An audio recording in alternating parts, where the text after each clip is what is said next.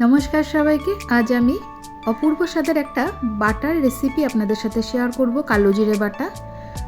প্রথমে আমি কড়াইতে 1.5 চামচ পরিমাণ কালো জিরে দিয়ে এটাকে ভালো করে আমি শুকনো খোলায় টেলে নেব, নাড়াচাড়া করে নেব যতক্ষণ না এটার একটা চিটপিট শব্দ হয়।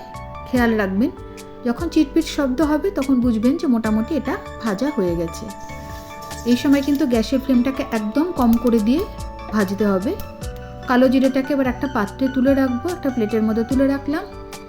এরপর ওই কড়াইতেই দিয়ে দেবো 2 শুকনো লঙ্কা,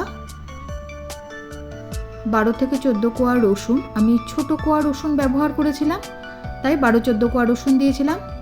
আপনারা যদি বড় কোয়া রসুন ব্যবহার করেন তাহলে 8-10 কোয়া মতো দিলেই হবে। এরপর আমি দিয়েছিলাম 2 কাঁচা লঙ্কা। সবগুলোকে আমি শুকনো খোলায় আবারও টেলে নেব। অনেকক্ষণ ধরে একটু নাড়াচাড়া করে নিতে হবে যতক্ষণ না এটা ভাজা হয়। এই সময় গ্যাসের ফ্লেমটাকে কিন্তু একদম কম করে রাখতে হবে। দেখুন, সবগুলো এবার আমি একটা প্লেটে তুলে নেব। আর এই বাটাটা চেষ্টা করবেন শিলে বাটতে। গ্রাইন্ডারে বাটলে কিন্তু এই বাটায় সেই টেস্ট আসবে না, সেই স্বাদটা পাবেন না। আর এই বাটায় কিন্তু কোনো রকম জলের ব্যবহার হবে না। রসুন বা কাঁচা লঙ্কার থেকে যেটুকু জল বেরোবে, যদিও সবটা জলই আমরা যখন শুকনো খোলায় নাড়াচাড়া করে নিয়েছিলাম কড়াইতে শুকিয়ে গেছে, তাও যেটুকু হবে তার মধ্যে থেকেই এটাকে বেটে নিতে হবে।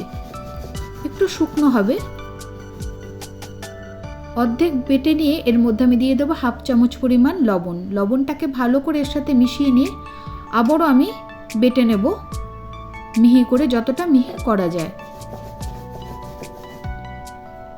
গরম ভাতের সাথে বর্ষাকালে এরকম বাটা বা কোনো ভর্তা হলে আর কিন্তু কোনো পদের দরকারই হয় না। দেখুন, বাটাটা মোটামুটি তৈরি হয়ে গেছে।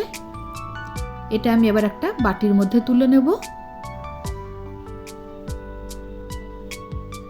সব শেষে আমি এর মধ্যে বেশ খানিকটা, ধরুন 2 চামচ পরিমাণ সর্ষের তেল ওপর থেকে ছড়িয়ে দেবো।